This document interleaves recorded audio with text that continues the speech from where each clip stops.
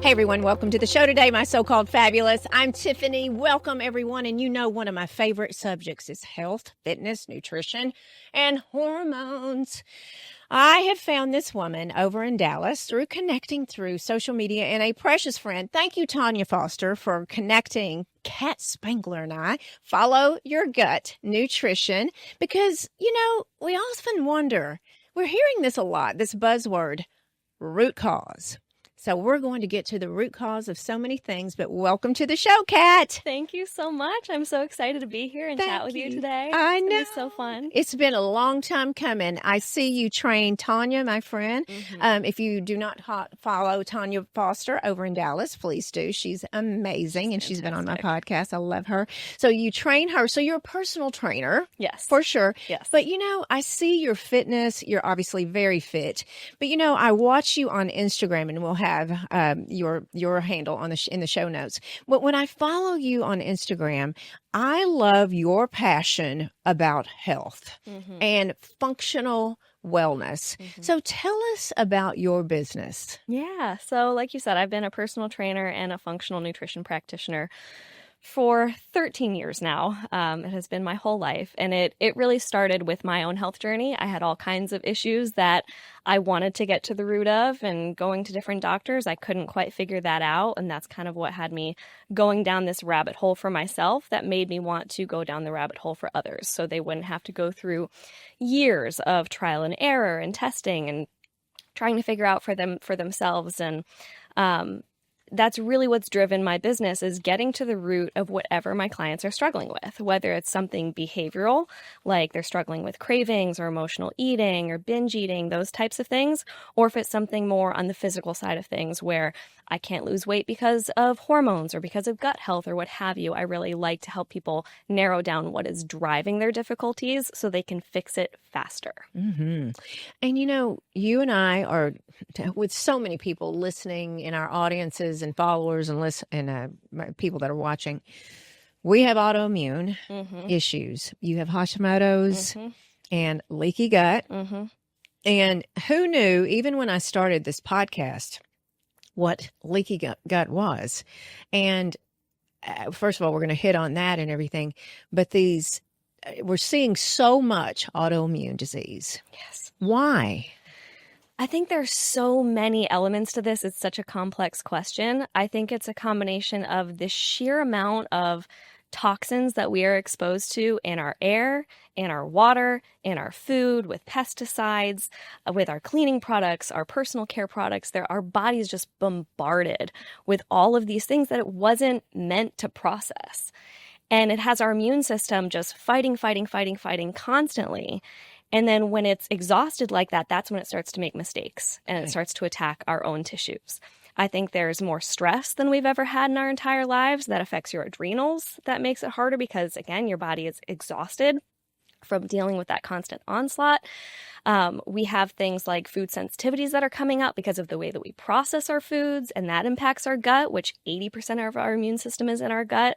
So there's so many layers to this that I think is really driving this issue with autoimmune disease just being so common these days. And, you know, I've had functional practitioners on here multiple times, and I've asked the age-old question, is autoimmune new? Or are we, like you said, the food supply, the toxins, the health and wellness, pharma, everything, driving all this?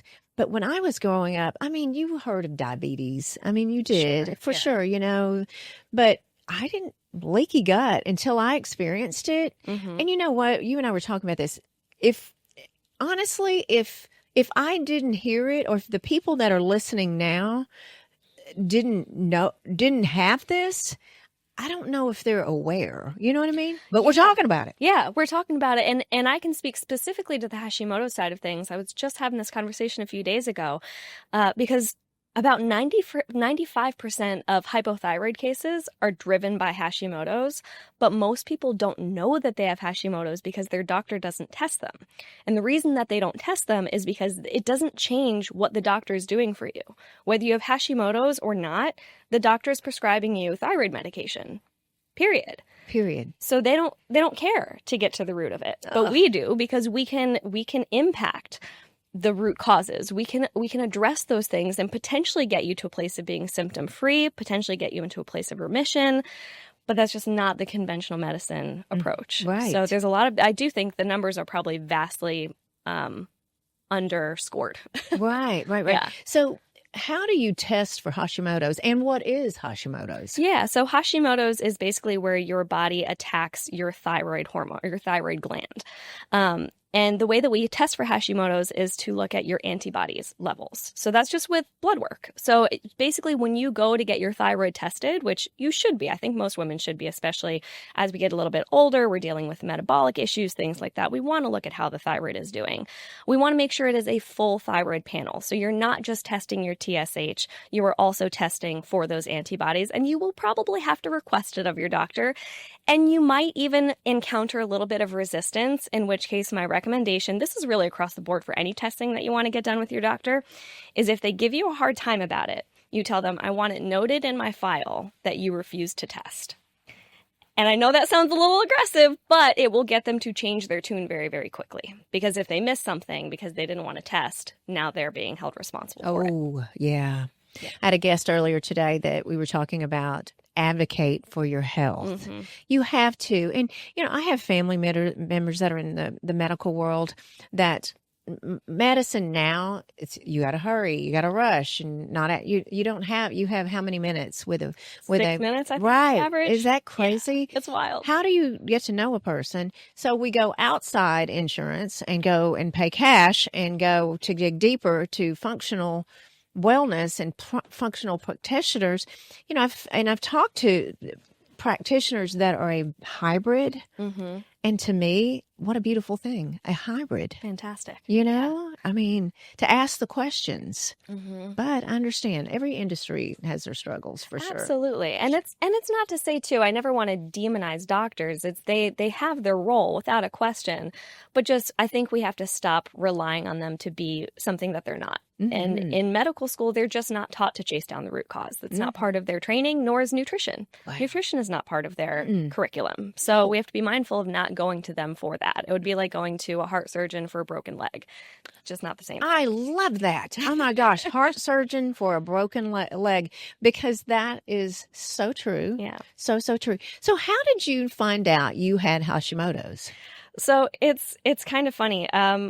Because I went to different doctors for probably a decade trying to chase down symptoms. I had horrible fatigue. I had all kinds of gut issues, acne. I had all this stuff going on.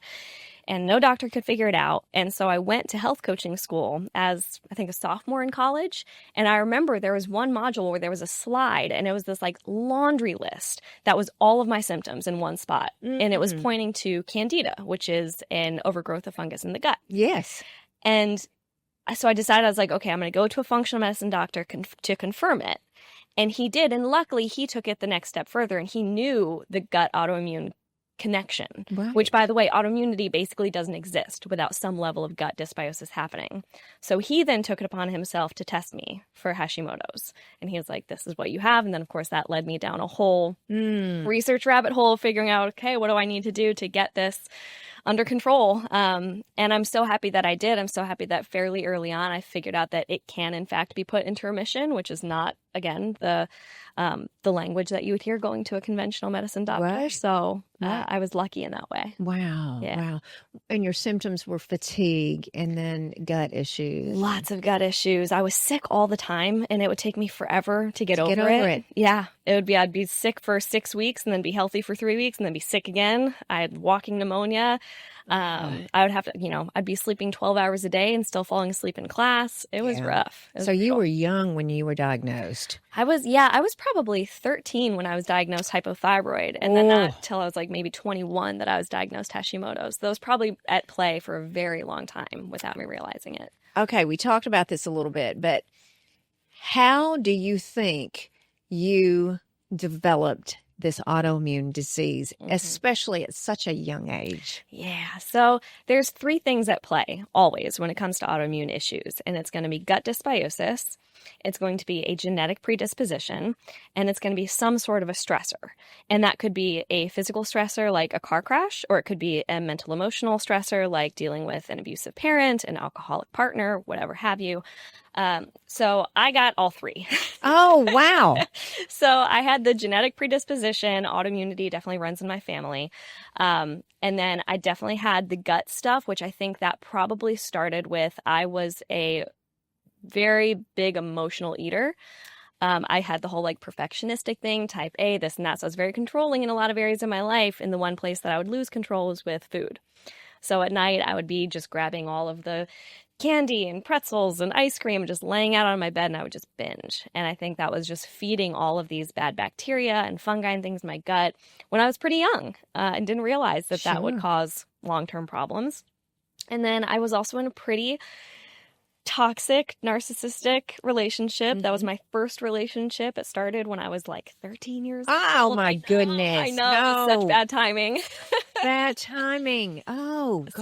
So it was a rough combo. Emotions, too. Oh, my gosh. Huge stressor. Huge stressor. Yeah. Do you see a lot of your clients that, well, I did have a functional medicine nurse on one time, and she said the majority of Americans have autoimmune and they don't even know it. Yeah. They don't even know, because maybe you and I talked about this too. They don't even know they feel bad. They don't know how good they can feel. Yes. It's huge. That's one of the biggest things, is just convincing people that it's not normal. This is not normal to live tired. It's not normal to wake up still exhausted. It's not normal to have gas and bloating and digestive issues after eating, but because it's common, people think it's normal. Those are two different things. Yeah. And and I really, and you do too. You follow You Got podcast. We're going to have the show notes in there, but you talk about this, but the new normal, I wish the new normal was everyone understood that things can change. With your diagnosis, Kat, what did you have to do differently? Oh, so many things. A lot of work. So break up work. with that emotional person. That one. That one. And first of all, see ya. And went to therapy for it, so I wouldn't repeat those patterns. Yeah, right. And you know what? It's not easy. People, you just don't say, I just break up with someone. That No. They're healthy or not healthy. It's a person in your life. Yeah. It was very hard to walk away from, especially with it being the first love, right? Sure. So you think you're never going to feel that way again. Right. So that was tough, and definitely went to years of therapy, both to heal from that, make sure I didn't repeat that pattern, but also to learn to overcome my perfectionism, my people pleasing. So I think those are forms of stressors too. And I have found that people with thyroid, and this is not scientific, but what I have observed is people with thyroid issues, your thyroid is in your neck. People with thyroid issues tend to have a hard time vocalizing their needs. And I think there's an energetic connection there a little bit. So I know I had a really hard time communicating my needs in my relationships, both romantic and otherwise. So in therapy, I did a lot to work on getting my voice back. Right. And it definitely coincided with my healing.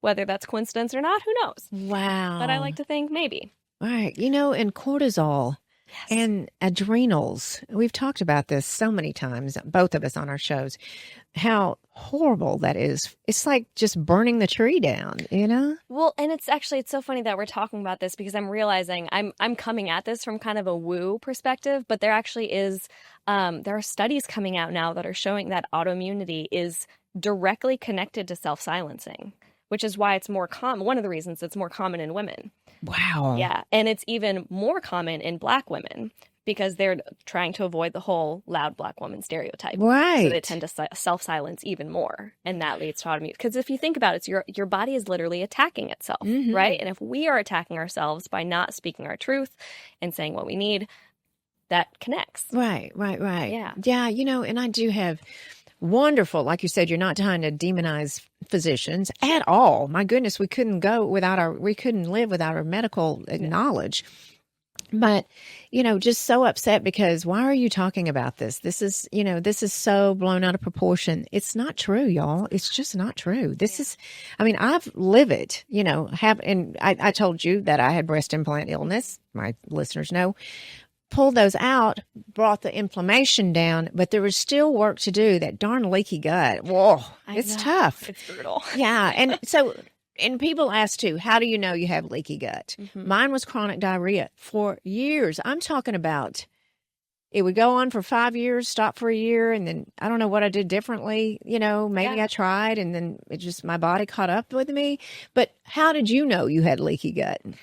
That's the thing, is it can show up so many ways, because with leaky gut, you're creating chronic inflammation in the whole body. So it can show up just about anywhere in any way. So for me, it was all the same autoimmune symptoms as well. And it also can be confused with other issues. But for me, it was fatigue. It was also chronic diarrhea. It was gas and bloating. It was acne was a big one for me. And also I would get these white spots, these itchy white spots on my skin that turned out that it was candida. And candida is a driving factor in leaky gut.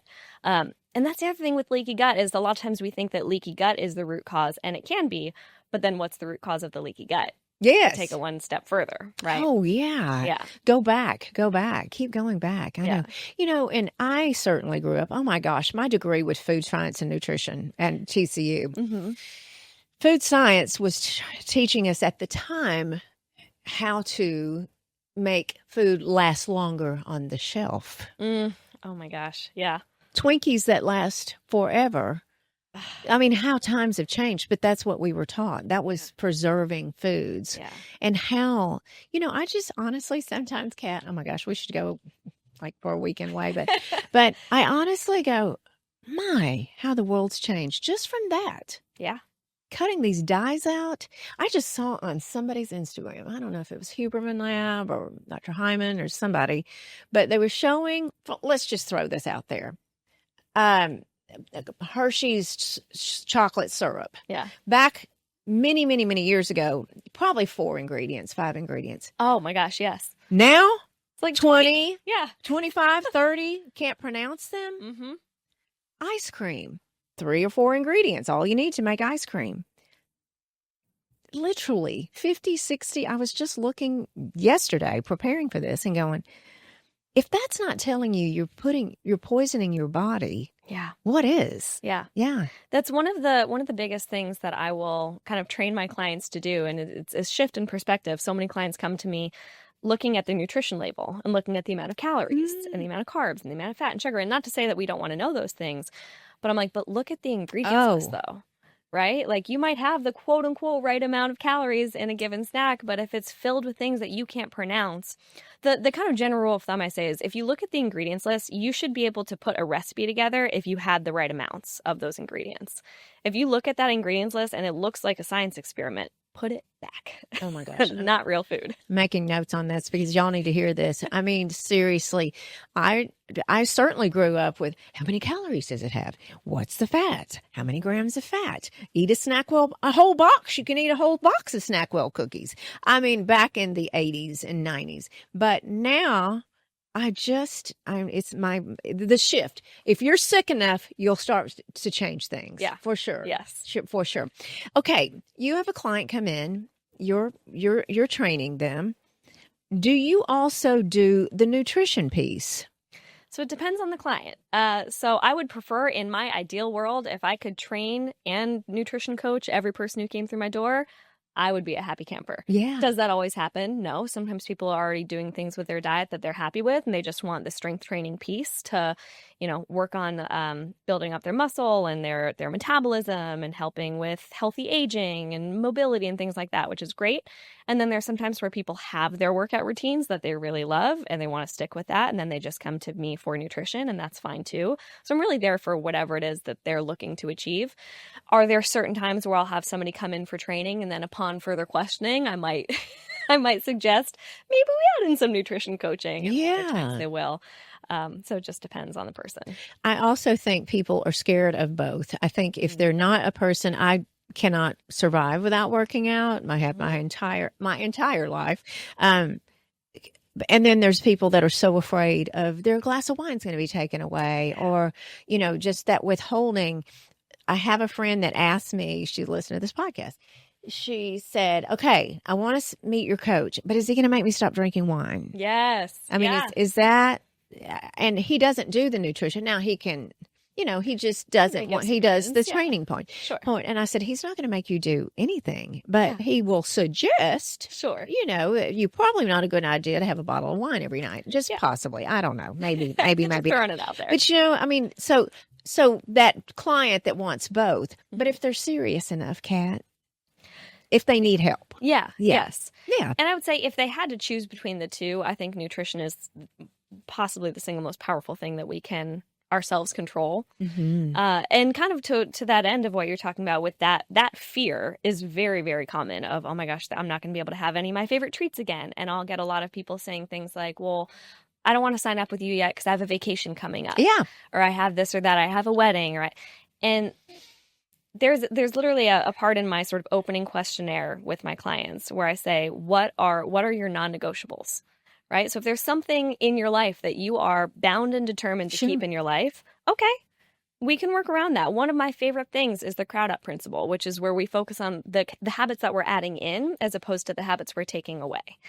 Because that removes a lot of that tension, a lot of that stress. And honestly, a lot of times when we're focusing on what we need to take away, that's where we get that like almost little kid rebellion of as soon as you tell me I can't have it, I want it. Oh, for sure. So it's a lot easier for people to stay consistent with their healthy habit. And that's probably the biggest struggle, I think, is people staying on top of it for more than a few weeks at a time. People will be a lot more consistent when they don't feel like they're being deprived, when they don't feel like they're having to miss out, and instead are focusing on adding in the things that inevitably make them feel better. Right. And that feeling better makes them want to keep on going. Mm-hmm. Mm-hmm.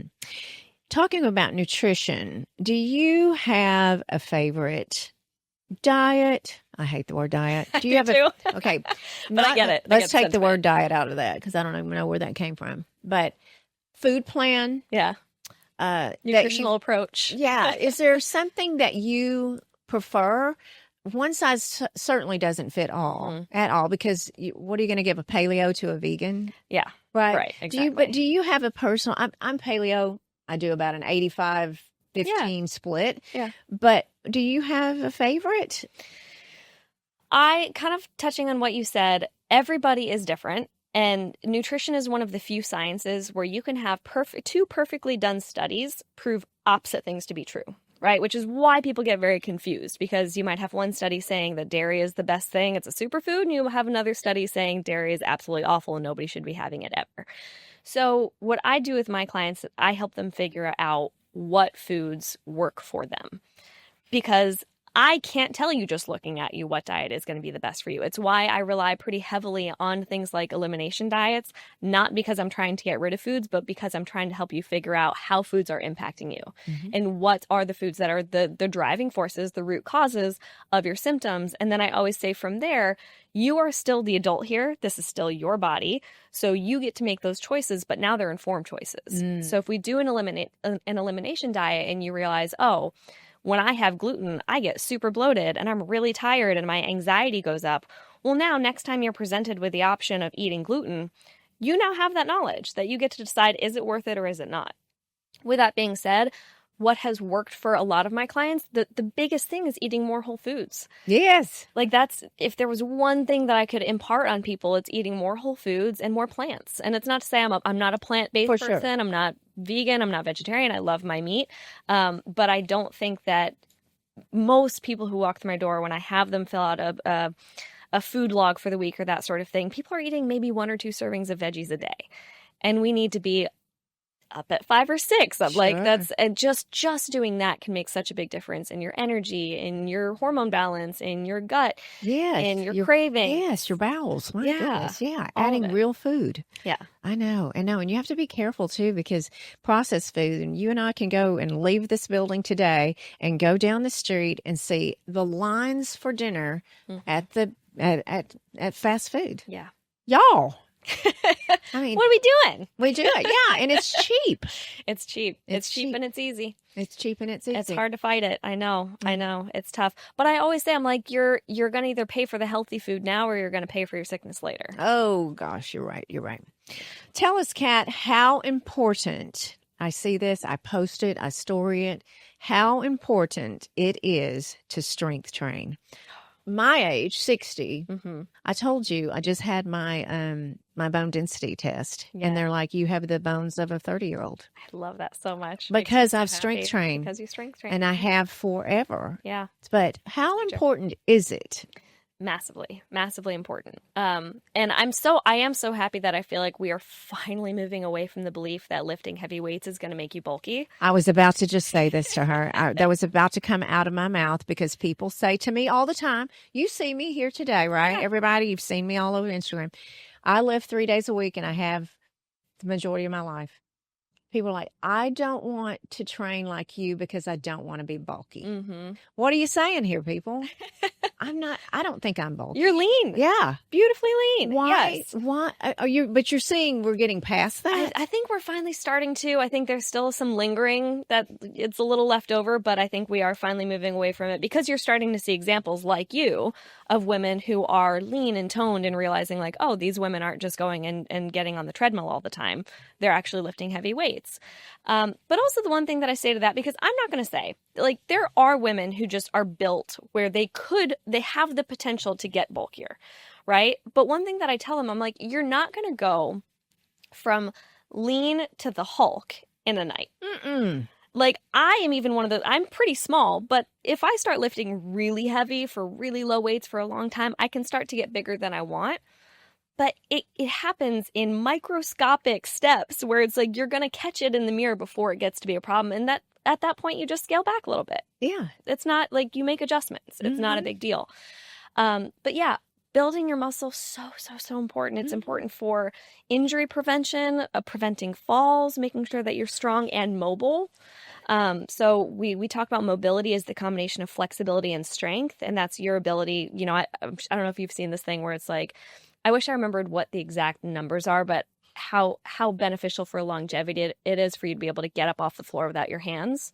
Like that's a direct correlation, and that has to do with mobility and strength. Yes, it is. It is. Yeah. So huge. And then I know so many women struggle with their weight as they get older, and you know, your muscles are really a really important thing for your metabolic health and keeping your metabolism up so that you are burning fat more consistently. You know, there was a study not that long ago that showed that our metabolism doesn't change that much just because we age. It's all of the things that we do as we age that really messes up our ability to keep the weight off. We become a lot less active. We're not chasing around after the kids anymore. We're sitting around a lot more often.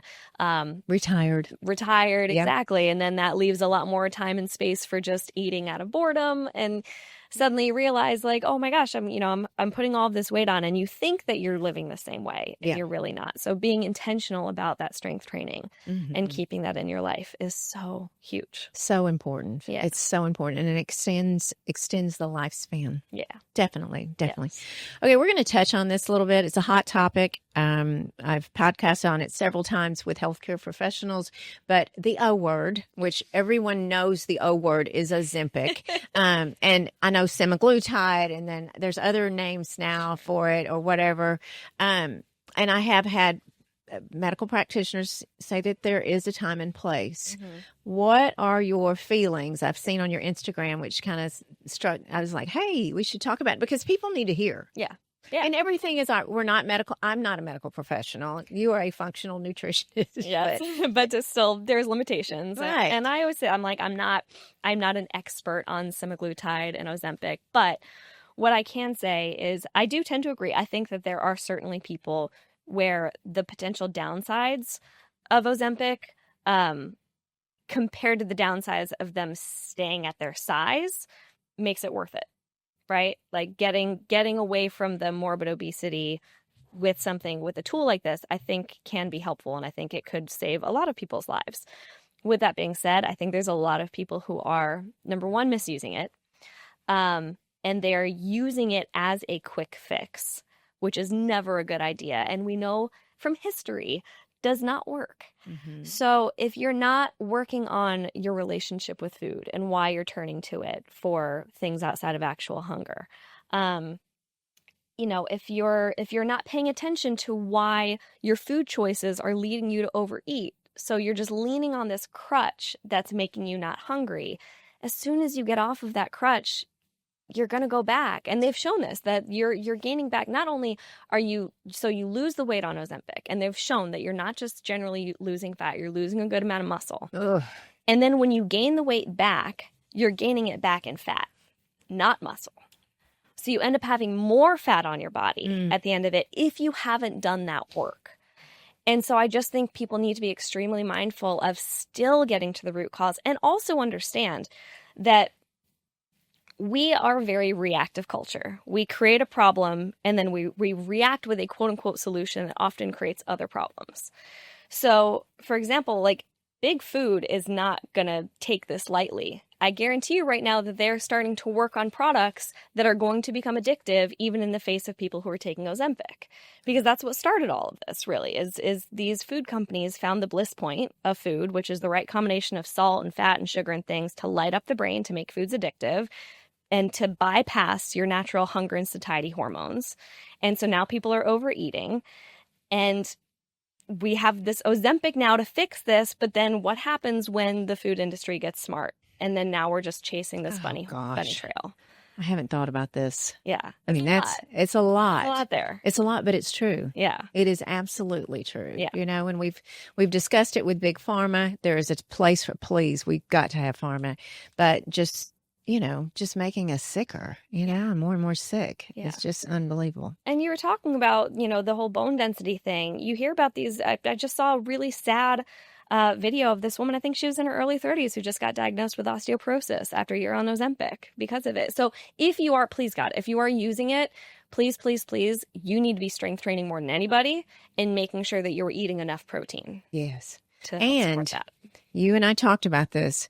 Make sure you are being checked by a physician and not just a local med spa that doesn't check your blood, right? Yeah. And monitor it, right? And the amount.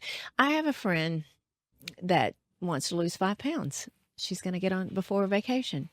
Y'all, go see Kat. Come see me. I'm serious. Like, just even because you train not only in person, you have a virtual. I do. Yeah. Half my clients are on Zoom. It's See, great. I mean, that's the thing. That's what I don't understand. I get it. Hey, if I run down here to have if I have noodles or something loaded with salt and probably MSG, try to stay away from that, of course. Sure. I'm going to blow it up.